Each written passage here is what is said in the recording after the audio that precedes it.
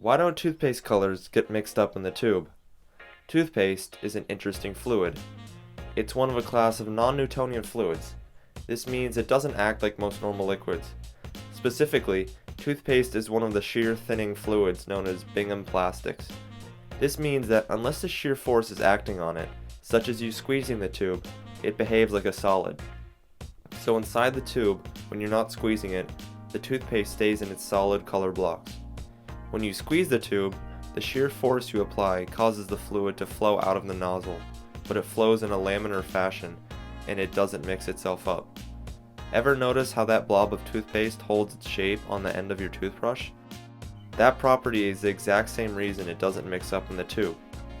What is a disturbing piece of information about a movie that most people don't know?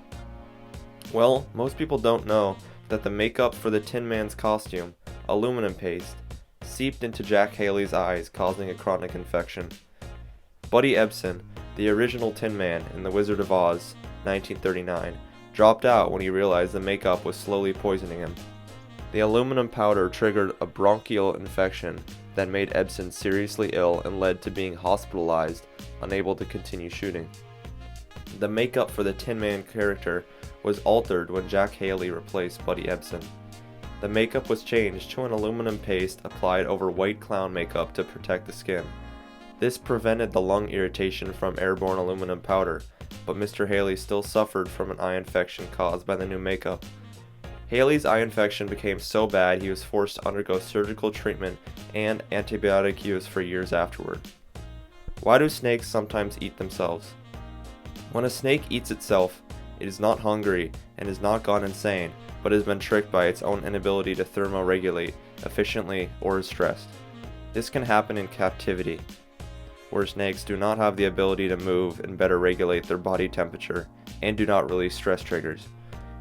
Snakes are not warm-blooded like humans. They're cold-blooded, which means that they have to rely on the outside environment to warm up and cool down. This is why snakes and other cold-blooded animals like geckos and lizards often bask in the morning sun so they can raise their core temperatures. When the day gets hotter, cold-blooded animals have to find a shady spot where they can cool off, since they can't pant or sweat like a mammal does to lower their body temperature. Therefore, a snake can easily overheat if it cannot find a shady spot. In captivity, this can be a real problem for snakes, as they may be in a tank that doesn't have a cooler area, or their heating lamp may be too hot for them. This can cause a snake's body temperature to be the same as the tank or its outside environment. This is a direct result of the snake having an inability to self-regulate temperature.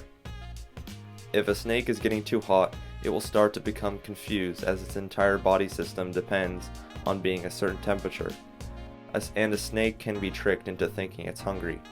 A snake that chokes itself often does so because it continues to believe it is hungry due to a hypermetabolic reaction.